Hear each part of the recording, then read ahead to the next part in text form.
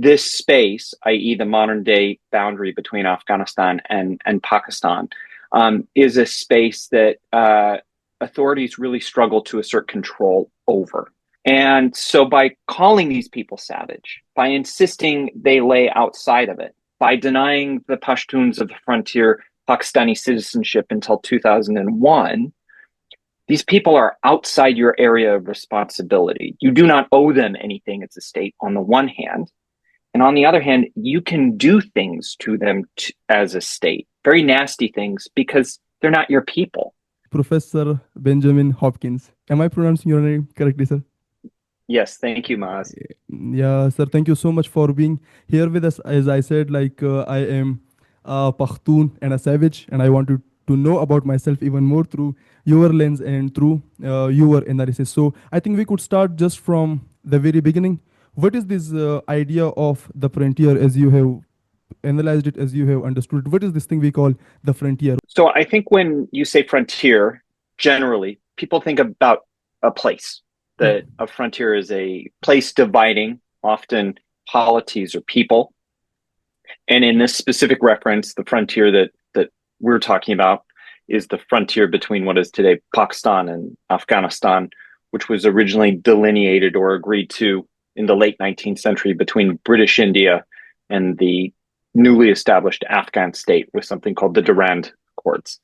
But in my work, I take a slightly different understanding of frontier, and I argue that rather than a place, a frontier is about practice, and that where a discrete set of practices are manifest, that is where you find a frontier. So it is embodied in space, but it's about practice rather than place. And if I can just really quickly say, why do I take that practice-focused definition of frontier rather than place-focused? It's because actually, if we look at frontiers and where they are, those are discrete, time-bound or temporal phenomenon. They move over time. And if we just fix them in place, it doesn't help us understand how or why they move. So I think by thinking about a frontier as a set of practices, wherever you find these practices manifest is where you find a frontier. That also in the case of British India, but also modern day Pakistan, opens up the possibility that the frontier isn't just out there on the edge, on the periphery, but also can be manifest on the interior. So someplace that, for instance, like today in Pakistan, Baluchistan, and areas of Baluchistan, we could understand as a frontier as well.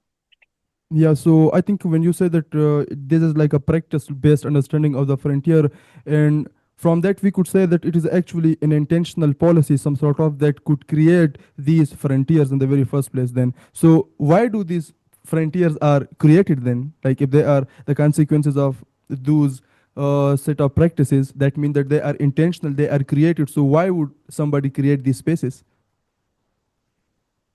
That's a great question. And I think you have to go back to the specific history of the areas and the spaces that you're talking about.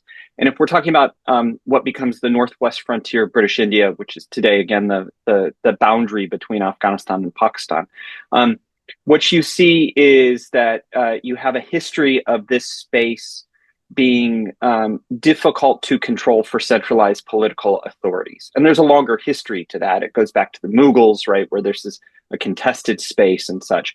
But definitely by the time we have the establishment of British imperial power in the Indian subcontinent, so at this point, we're talking the early 19th century, this space, i.e. the modern day boundary between Afghanistan and Pakistan, is a space that authorities really struggle to assert control over. And so they come up with different strategies of management.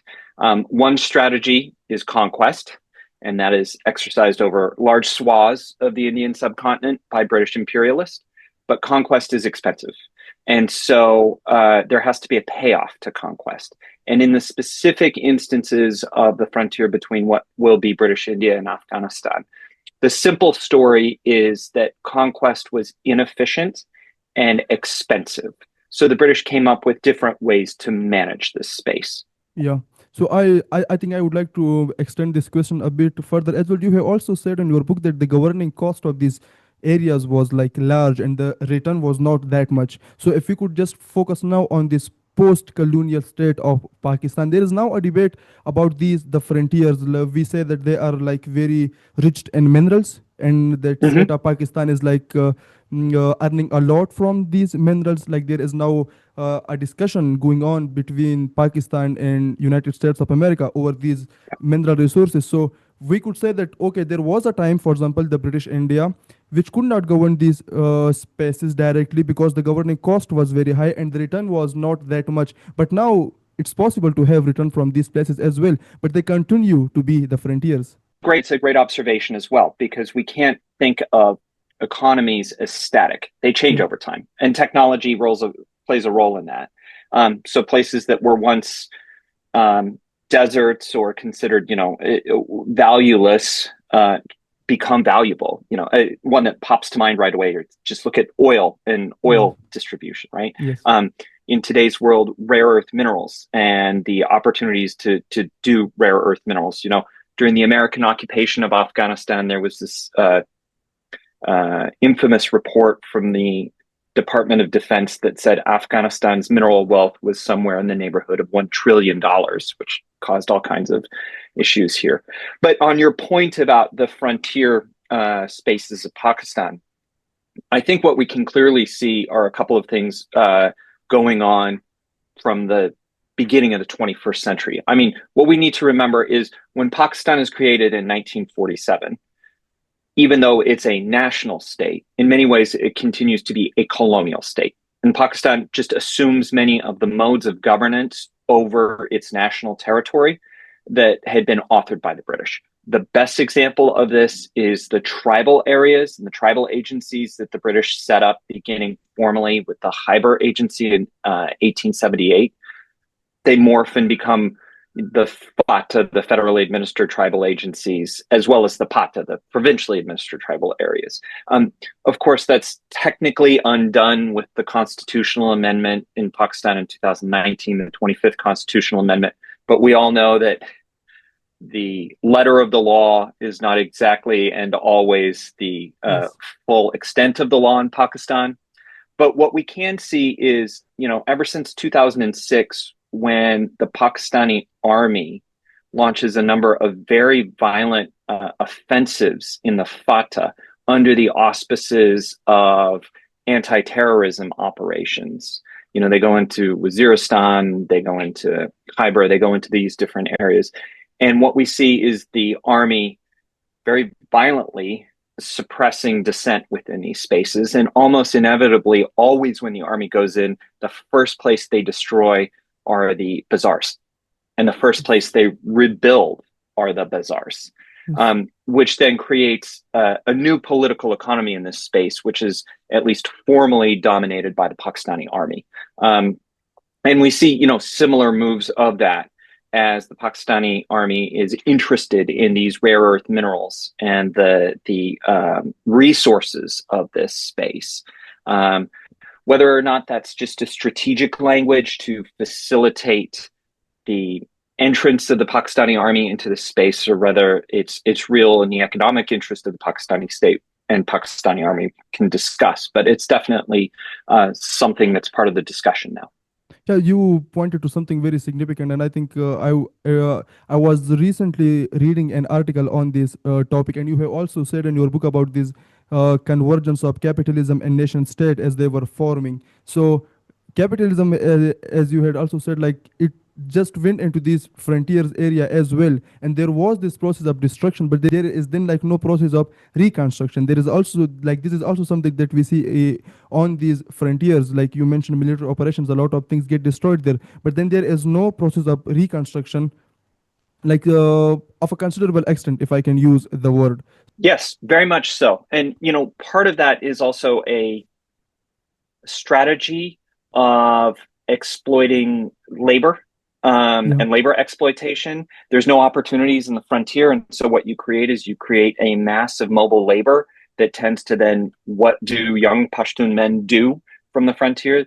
They go as mobile laborers, either to the urban centers of Pakistan, to Yes. Karachi, et cetera, or to the Gulf.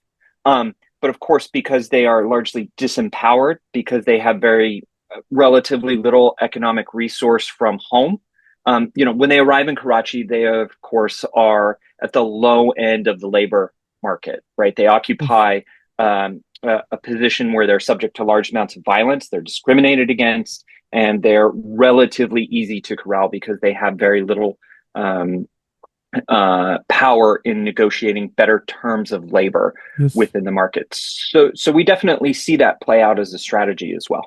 Yeah, it's a very good point.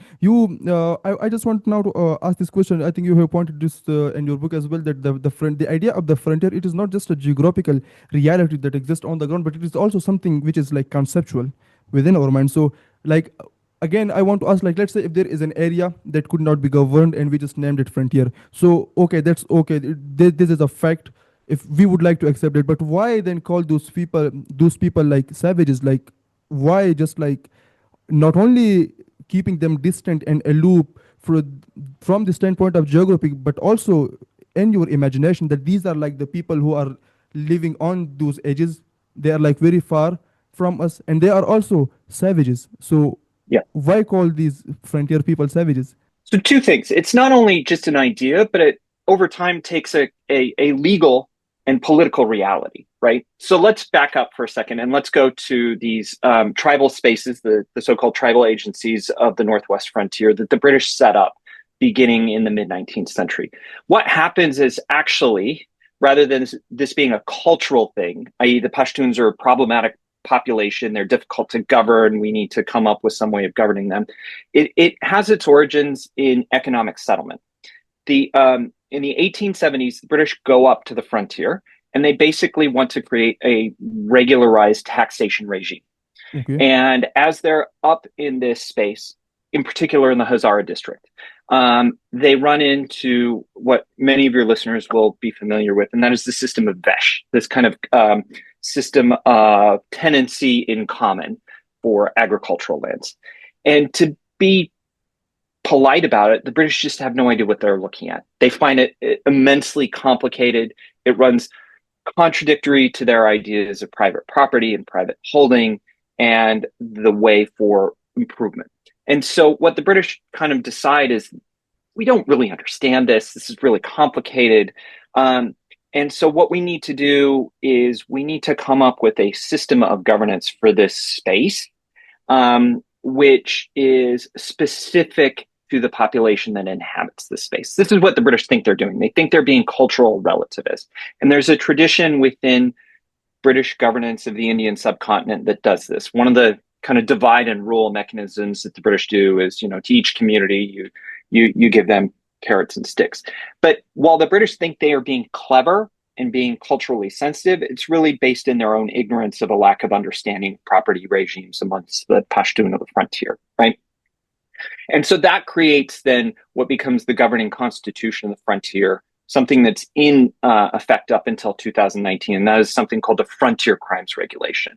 And in the Frontier Crimes Regulation, we see a very specific understanding of who the Pashtun are and how they act. In many ways, the British try to, quote unquote, solve the problem of the Pashtuns through this law. They think they're being very clever by creating this law that's very specific to the Pashtuns, right? But what are the elements of the Pashtuns? Number one, the Pashtuns live a communal life. Number two, the Pashtuns are subject to violence, and they are subject to kind of irrational outbreaks of resistance to all forms of authority, including state authority. And so they create this model of governing these people based upon these premises. And that has an important tie-in with the point I started in, which is they create a legal regime that at its very basis assumes these people are, quote unquote, savages. At the same time, what the British are doing, and this is not unique to Afghanistan or to the Afghan frontier, it's not unique to the British Empire. There is a political rhetoric amongst 19th century imperialists about the uncivilized as barbaric or savage, right? The U.S. government does it against the Native Americans in the United States, where they're declared to be savages. In Latin America, many of the republics that are expanding, they're doing the same thing. The Russian Empire does it against the Kazakhs. So this is actually a language that justifies conquest, and that's how it's being used. So you have this two form use of this idea of savagery in the 19th century, a legal one and a political one.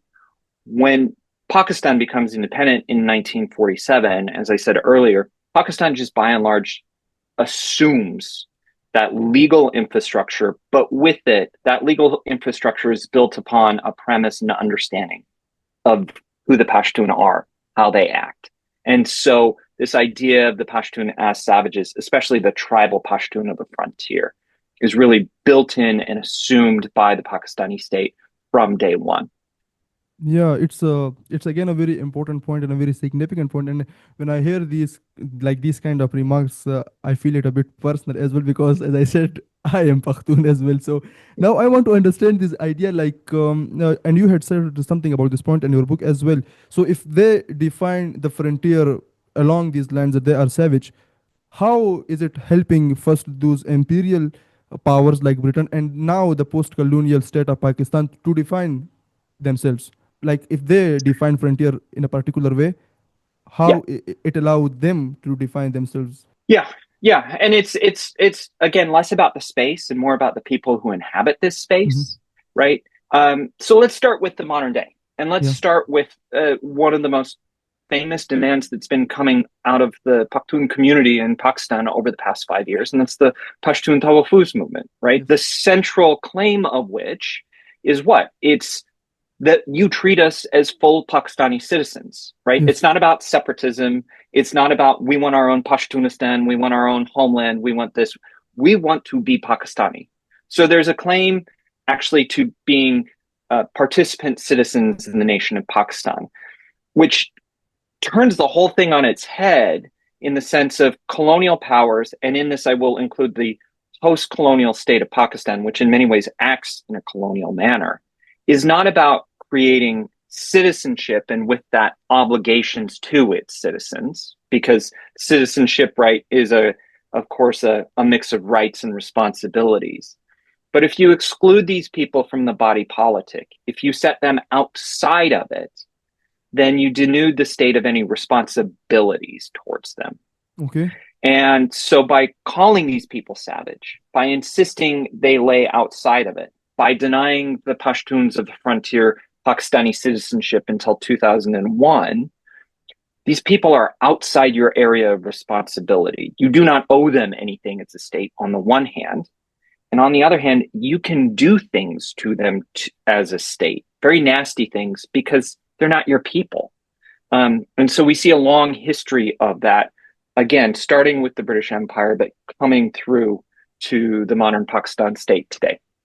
Yeah, and I would like now to relate these points to the questions of racism because I think they do shed light on this question of racism as well. And I think it would be a bit controversial to say it in the context of Pakistan, even if it is true, because we don't debate that whether Pakistan is a racist state or not.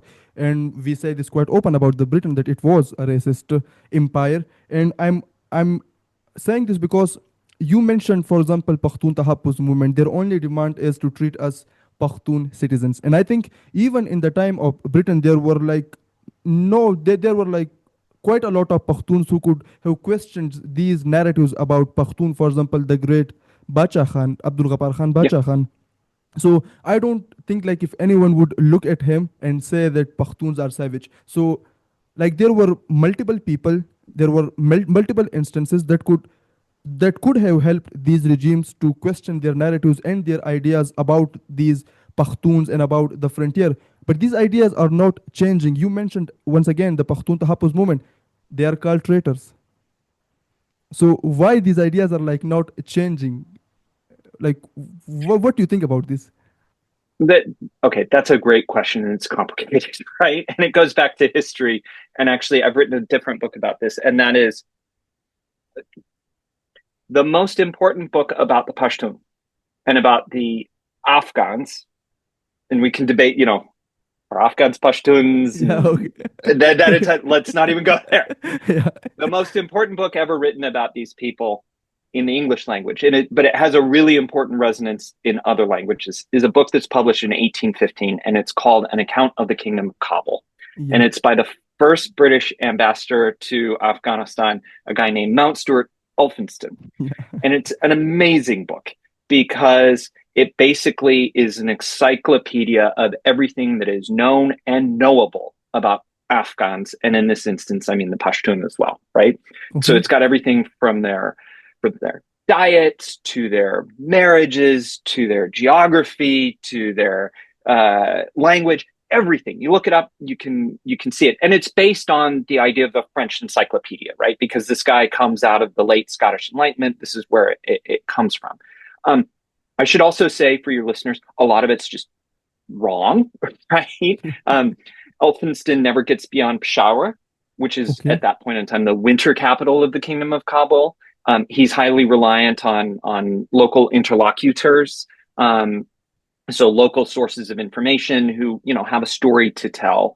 And also, he doesn't speak Pashto; he speaks Dari, right? But he does certain things, and he has this very clear idea about who the Afghans are and who the Pashtun are. And one can say he's wrong, and he does have his problems, but at the same time, he's a very sympathetic observer of these people.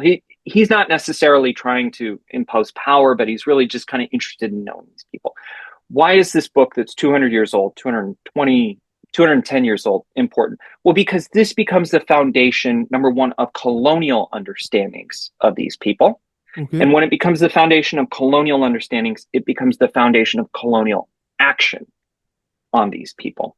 Okay. And as the British build a system of procedures, regulations, and actions towards the Pashtuns themselves begin to kind of ingest, as it were, this colonial understanding of themselves, because it's a dynamic discussion, right? The colonial state treats you one way, i.e., they treat you that you have khans and you are rewarded, and we have headmen, right? And the Pashtuns themselves very quickly figure out, that there are advantages to be taken and also disadvantages to be suffered from this understanding of us. So over time, it becomes this dynamic where the colonial vision and understanding of the frontier Pashtuns interact with their own understanding of themselves, and they begin to mirror each other, very much so. So that by the time you get to like the midpoint of the 20th century, the frontier Pashtuns of the tribal areas, the tribal agencies, do very much resemble this idea of a highly tribalized society that can be hierarchical in ways. Some are very hierarchical, some are flat, et cetera, et cetera. But in many ways, starting to resemble this picture of Elphinston's vision of the Pashtun, much more so than might have been the case when he actually authored the book. If I can just give an anecdotal example that Yes. clarifies this, Yes. because of course, Elphinston, when he encounters the Afghans, when he encounters the Pashtuns, he does not do so without a model in mind. He's got Okay. two models, actually, because he's reading Tacitus when he goes to the frontier. Yeah. And he's reading Tacitus's Germania, which is how the Roman Empire dealt with the German tribes of the frontier. There's this, not in the book, but in his papers, which I've used in the British Library, there's this great example out of his journal where I think he was in Derek Ghazi Khan, or he might have been in Derek Ismail Khan. And he's very excited because he encounters his first Afghan noble. Okay. He gives this wonderful description of this Afghan on this horse and, with his khalat, and he's just beautifully described in the book. And Elphinston hails him. Elphinston is a good linguist, and so he hails him in Dari. And the first thing he says is, "Who is your father?" You ask him, "Who is your father?" Right? And again, this is Elphinston's journal, so we have to understand it through his experience. It's going to be problematic. But the guy gives him a quizzical look and says, "Why? Do you know my father?" And Elphinston said, "Well, no, but I'm trying to locate you within this understanding Yeah. of Afghan tribal. What tribe are you?" And he says, "That question makes no sense. My father's not here." Why would you ask me such a thing? And it's this kind of comical thing where you can see Elphinston has this very particular idea of who the Afghans are and how they're supposed to behave. And then he's very excited to encounter this Afghan noble who does not behave in the way that's Yeah, expected. wow. Wow. And Elphinston clearly understands that as that was not an authentic Afghan, rather than the model by which I understand these Yes. people is Yeah. wrong. Yeah. Yeah. Yeah, and it pointed to something very significant. Like, if I have understood your argument correctly, you said that he had certain ideas about the Pakhtuns. For example, he had this idea that they are living in tribes. So Yeah, when he encountered that person, he was not even aware of this fact that he belonged to any tribes or not. Like, this was not of any significance to him. right. But he had read about the German tribes, and he was looking to Pakhtuns along those lines. Like, there are still Pakhtuns who are calling like their tribal identity the primary source of their identity. Their tribal identity Yeah, has become the primary source of their identity, but it was not always so. So like he had this idea, and now the Pakhtuns have also internalized these ideas, and now they identify themselves as was like understood by these colonial people. Like they are using that gaze for themselves now. yeah, yeah, yeah. So last thing from his book, Wow. in the back of his book, as an appendix, he includes two things that are very important. One is a list of the 392 Afghan tribes. So he Okay. writes down a genealogy of the Okay. Afghans as he understands it. This is not to say that prior to his encounter, Qom, right? Because Yeah. that's really what it is. Yeah. Number one, we need to understand that Qom can be translated in multiple different ways. It can be translated as tribe, it can be translated as family, community, belonging, village, maybe even nation. He decides to translate Qom as tribe. So he writes down the 392 tribes of the Afghans. The problem when he writes it down is you now have a record you can go back and compare it to. Well, you're Okay. not actually a Durrani. You're not actually a Waziri. You're not actually this because I don't see you in the tribal genealogy. So that's Yeah. point one. The other thing that he includes that's really problematic, he includes a map. And on that map, and that map's totally wrong because the way it's done. It's a wonderful map, but it's totally wrong. It includes cities, rivers, mountains, all these things.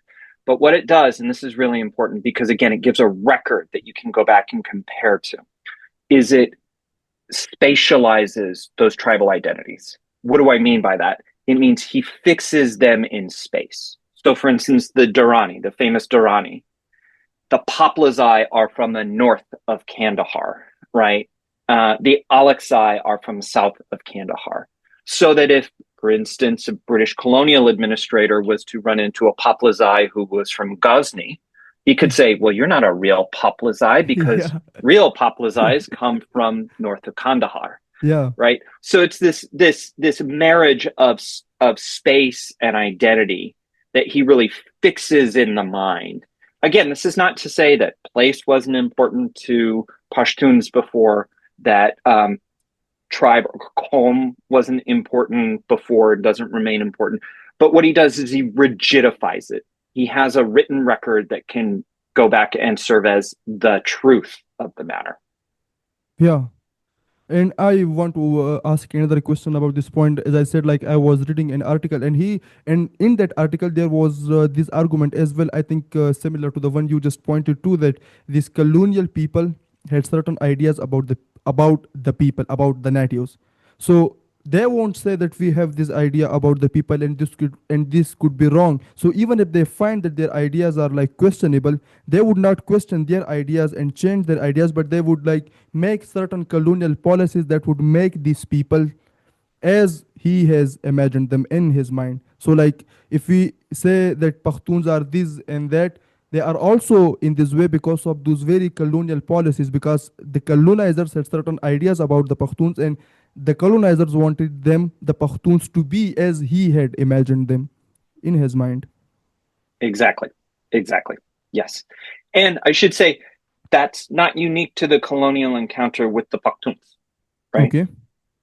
This in British India, it happens with other groups. I mean, there's lots of scholarship to talk about Bengalis as very effeminate. Yeah. For example, the British construct them in very certain ways. So It's not that it's necessarily unique to the Pakhtuns, that the details are specific to the Pakhtuns, Yeah. right? But this idea of the colonial order creating a certain image of subject peoples and then trying to stuff them into it is not unique to the Pakhtuns. Yeah, and I think you just said it now, and I think there is something in your book as well, in the chapter on FCR. So you now said that the British were like thinking about themselves like they are very clever and like they are trying to understand these people about their cultures. But the ideas that they are coming up with for governing these people, they are not different. Like these frontier people are governed everywhere along those lines as well. Like there is not that much distinctiveness or specificities about these ideas. And now I want a question about this idea of indirect rule. Indirect rule. The FCR and all these sorts of governing entities, they were based on this idea that they are in place. We have established them because they are like certain. They are like somehow expressing the traditions and cultures of the Pakhtun. So, Mm-hmm. do you believe like there was like this argument is true?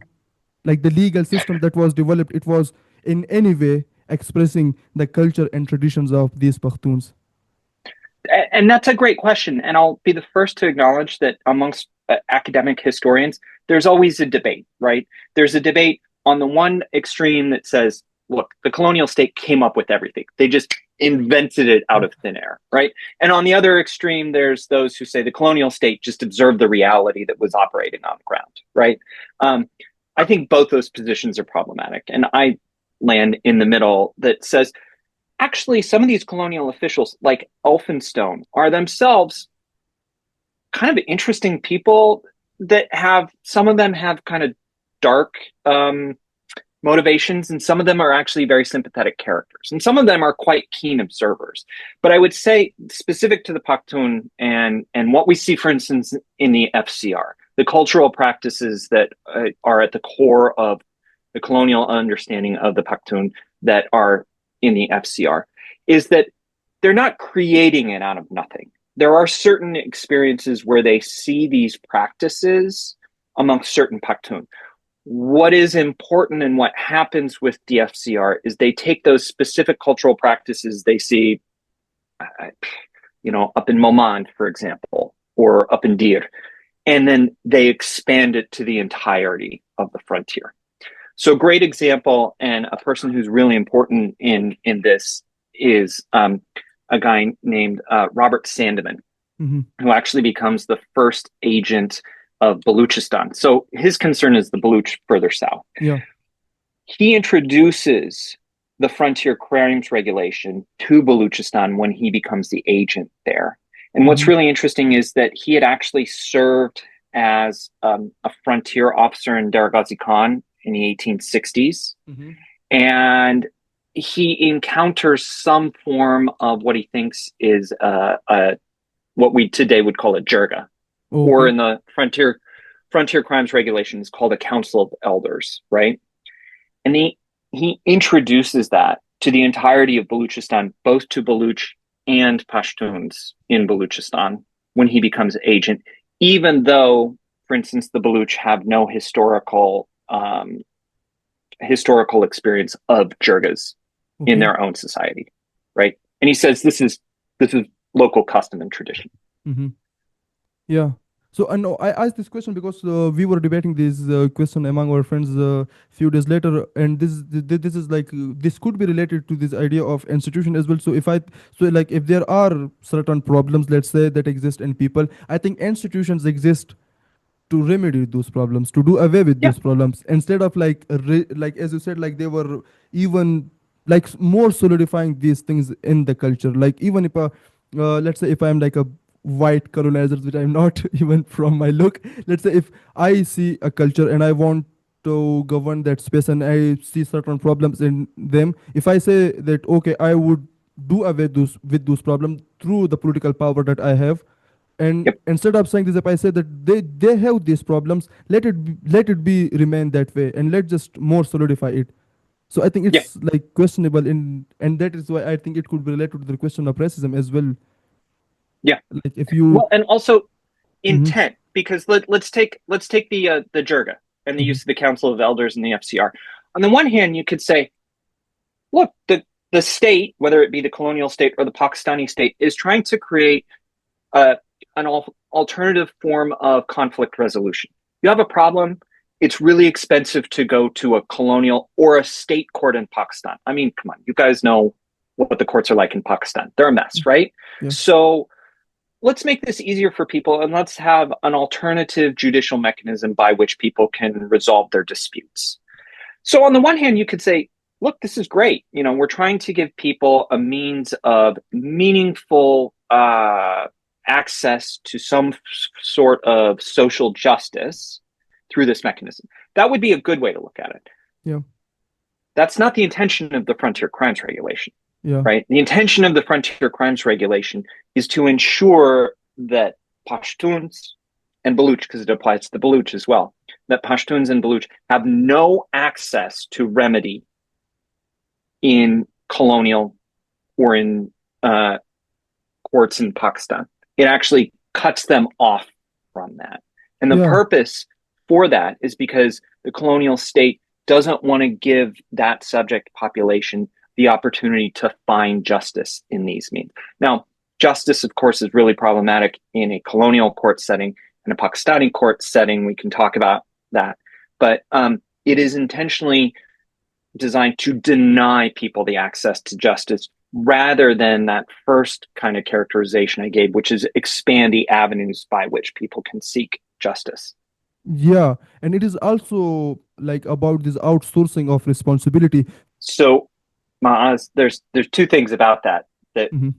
are are important to note, which is that the colonial state and the post-colonial state, when they decide to outsource like that, whether it be the British with the Frontier Crimes Regulation or today the Pakistani state, it says something really profoundly important about the state, right? Okay. Which is that the state is relatively weak, right? Okay. And because the state is relatively weak, it's willing to outsource that, number one. But also, when the state does intervene in these spaces, in the frontier, or the spaces the Frontier Crimes Regulation has historically been in operation, how does it do so? It usually does so violently. Yes. And it does so in a with a spectacular violence. By that I mean it's a violence that is meant to be seen, it's a violence that is meant to intimidate, and it's a violence of the weak because the state is weak. And so the Yeah. state asserts itself violently in order to, quote unquote, teach the local populace a lesson, right? And this, again, this is a governing tradition that the Pakistani state has absorbed and has taken from the British. If you look at the British control of the frontier, that space we're talking about, between when they formally assumed control from the Sikh Empire in 1849 up until the turn of the 20th century in 1900, they have something like 65 uh, um, expeditions, military expeditions into the tribal areas where they go in, they burn villages, they destroy crops and everything like this. It's a spectacular violence. Yeah. It's meant to leave a message, but it also shows how weak the colonial state is because they have to keep going in and in and in. It's the same thing for the Pakistani army. It's a spectacular violence. It's awful. There's lots of victims. It's very public. But it also shows the weakness of the Pakistani state because they can't actually meaningfully establish their control in this space, or they're unwilling to establish their control in this space for whatever reason. And thus they do exactly what you were saying, which is namely they subcontract out state competence to these quote unquote traditional bodies, the Jirga and such. And I think I have developed a very particular interest these days in the question of racism. So I think I am like again relating these things to the racism. So let's say if a state wants to, like, this is also, I think we need to think about it, why a state would think about controlling certain population. So if there are two kind of population, a state wants to control one, and about the second population, the state has this idea that I will do like development and these sorts of things to win their hearts and minds. So Mm-hmm. about certain population, you have this idea that I have to win their hearts and their minds, but about this other population, you just want to control them. like Yeah. controlling them. This is, and I think this is like a very racist kind of thinking, and you said quite well that it is taken from the British. Yeah. I mean, it's interesting you use the word hearts and minds because that colonial officer I was talking about earlier, Robert Sandeman, is the Mhm. first one to use that. Okay. He actually writes it about the Baluch and the Pashtuns in a letter in 1891, where he Hmm. says, in order to control the tribesmen of this frontier, we need to appeal not to their fears, but to their hearts and minds. Okay. Um, and what's also interesting then is you can see, and in my book, I try and do this. You can see, I'm going to borrow a religious phrase here, but you can see the chain of transmission. You can see the genealogy of knowledge Mm. as one colonial administrator teaches another colonial administrator how to do this, how to deal with these problematic people. Your point about, okay, how does the colonial state, or why does the colonial state to decide to treat this population violently and this population non-violently? Um, Number one, I think it changes over time. It's very opportunistic, whether it be the colonial or the post-colonial state, because we talk, for instance, and rightly so, about the problems of the Pakistani state with ethnic minorities, the Pashtun being a great example, right? And at the same time, the flip side or the underbelly of this is the Pashtun have a very important role in the Pakistani army, right? You Yes, know, yes. I quite often um, think about this question. It's a very important you, you, point. you know, Yeah.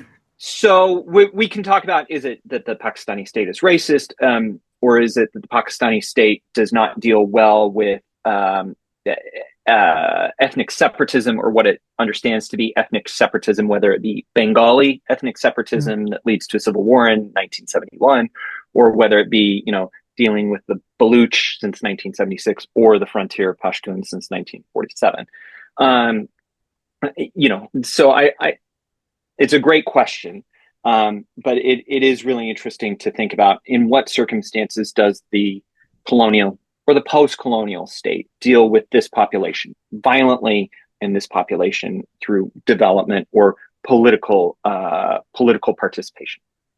Yeah, and like as we are speaking about the continuation of certain colonial legacies, do you believe that, let's say, l- do you believe in this idea that okay, now exists a Pakistan, and in Pakistan there are these frontiers. So as there was like this colonial idea that there are civilized people and there are not so civilized people, and the state is trying to secure these civilized population from that not so civilized uncivilized population, and for that reason the state is like so violent about those not so civilized populations. So do you believe like this idea still exists in Pakistan, that there is like a Pakistan proper, as some called it in Pakistan, and there are these frontiers area, and the state is violent with these frontiers because the state want to protect this proper Pakistan proper or mainland Pakistan? Right. I want to be clear. Pakistan, in many ways, is not unique, right? So the Yeah. issues that are facing Pakistan may have local details that give them a certain color, but the fact that Pakistan is a post-colonial state Hmm. dealing with the structures of imperialism at its core is not unique to Pakistan. I mean, that's true of the other South Asian states. It's true of many states around the world, um, including the United States, right? If in my own book, I talk about how, for instance, Yes. in the United States, if you look, there's something like 330 federally recognized tribes that are sovereign. But if you look at how the federal government treats these people, these uncivilized people who only become citizens of the United States in 1924, what you see is not the same level of violence that you see, for instance, the Pakistani army in the frontier areas. It's not necessarily the shooting and bombing, but what academics would refer to as epistemic violence. It's a legal violence. It's a violence of dispossession, right? And you can see that all over the place in the history, even today, of American government relations with the federally recognized tribes. But yeah, I mean, in Pakistan, we definitely have this legacy of a colonial form of governance that divides the population between who were the colonial subjects and who become the national citizens. and then the people who are left outside of that political settlement. Best example being the inhabitants of the tribal areas and tribal agencies.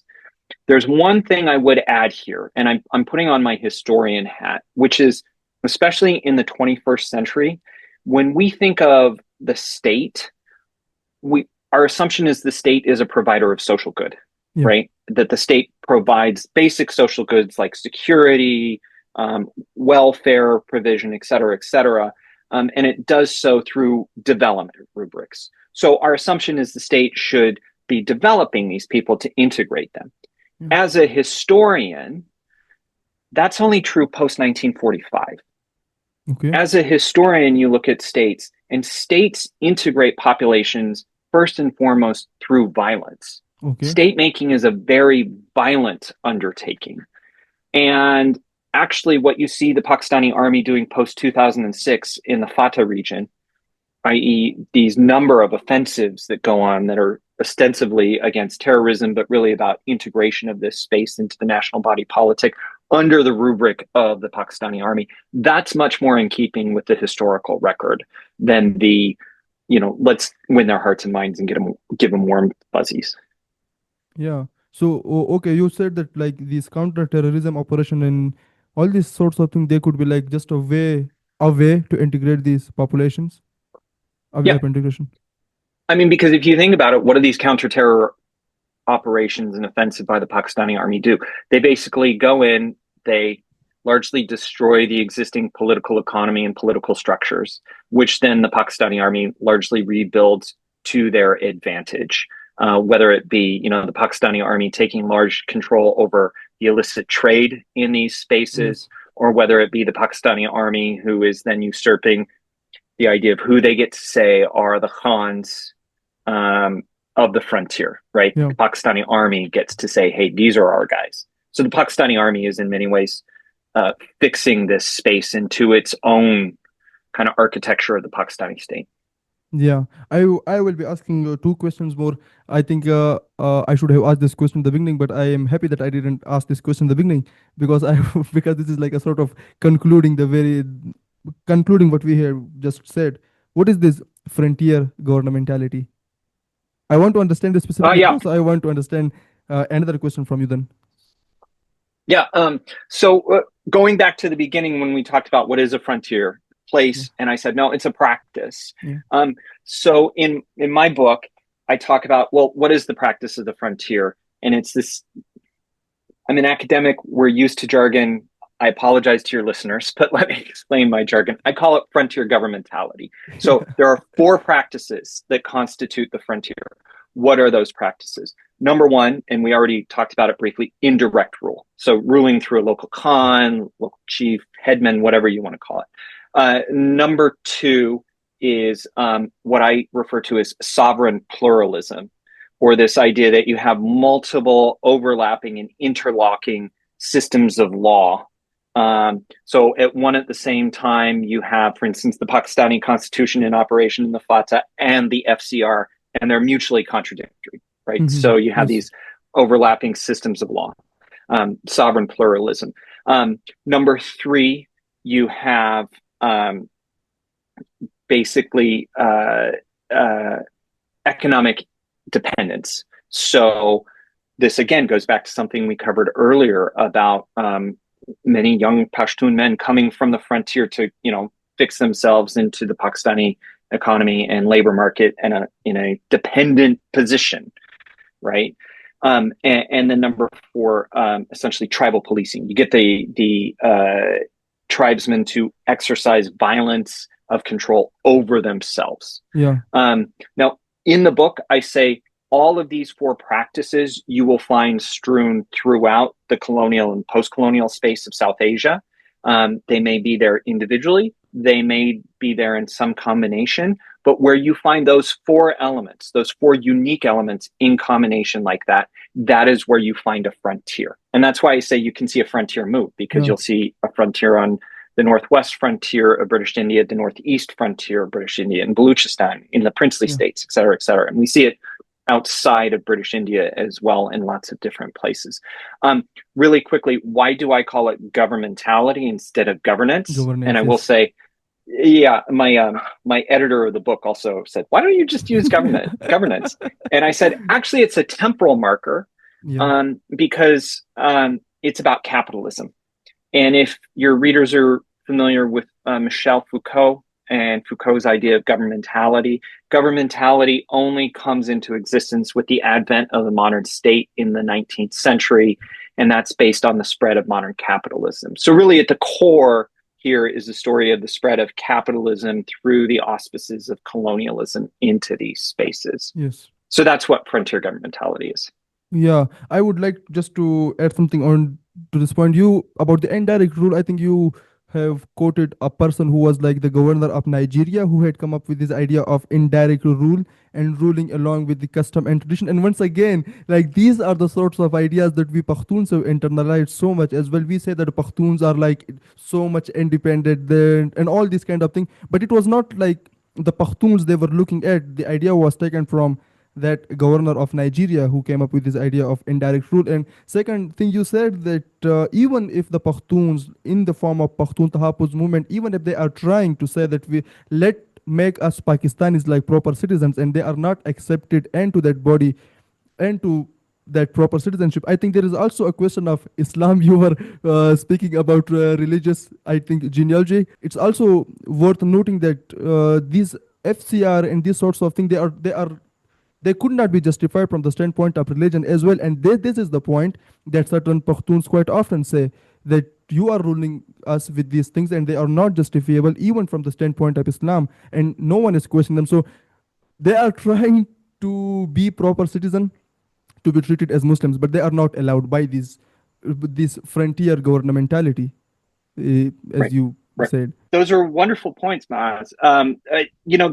The governor of Nigeria you were referring to is a man named Sir Frederick Lugard. Yeah. And Lugard is often considered to be the father of British imperialism in Africa. He writes this very famous book that is essentially the manual to British colonialism in Africa in 1922. It's Our Mandate in the Tropics or something like that. So when people think of the indirect rule, and a lot of historians, when they write about it, they write about the headman system and the chieftaincy system in Africa.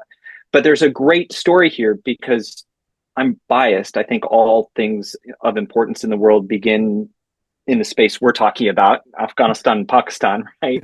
And definitely this frontier governmentality starts there because Lugard, when he is governor of Nigeria in the 1920s, he actually cuts his teeth Hmm. in Peshawar during the Wow. Second Anglo-Afghan War in 1878. He's introduced to the Frontier Crimes Regulation as a subaltern in the Ninth Norfolk Foot.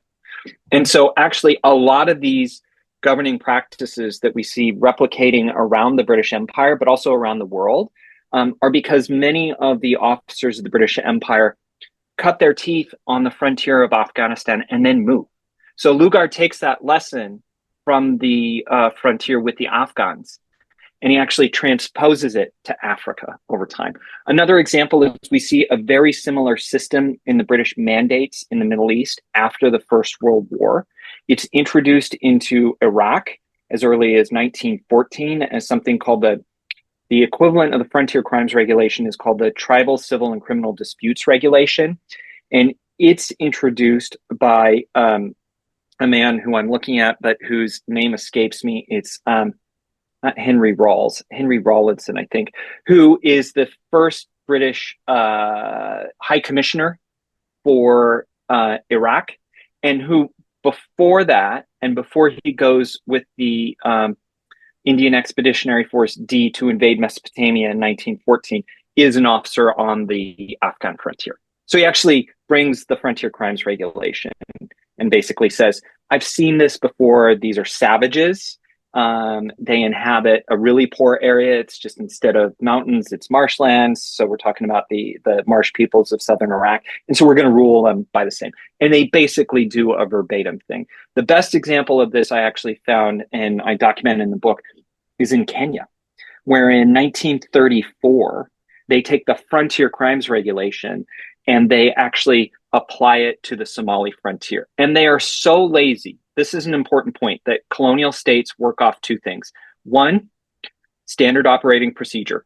And two, they're lazy because they're under-resourced. So they're very uncreative.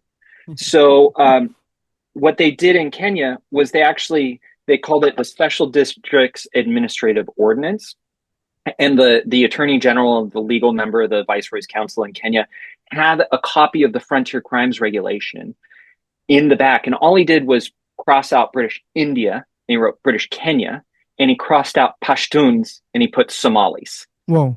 That's the only thing he did. Wow. But quickly to your second point, this interaction between traditional governance and Muslim identity.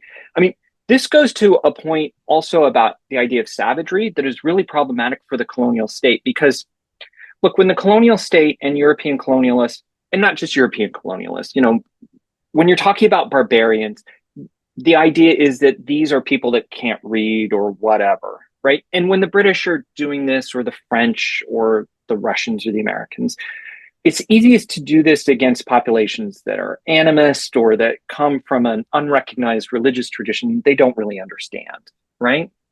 Mhm. Yeah. But with the Afghans and the Pashtuns, of course, you're dealing with people with a marked and very rich religious tradition that you were well acquainted with.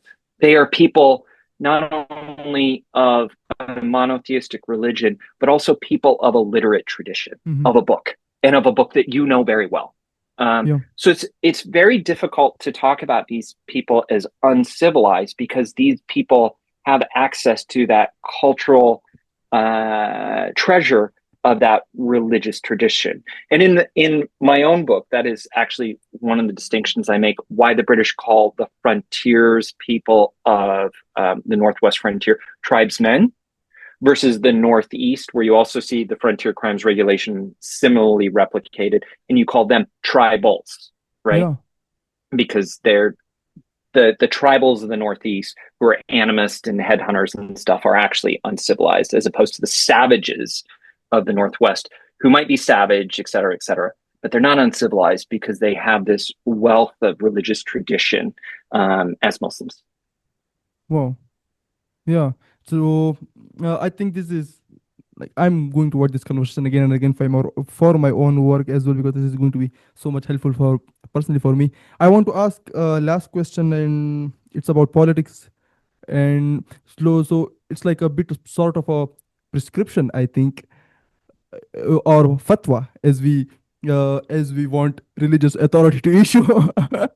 What kind of politics do you think is necessary, essential in these post-colonial states like Pakistan, that could do away with these binaries and those colonial legacies that divide people still into these categories of like civilized and not so civilized, and savages and etc., the frontier, and like what kind of politics do we need actually?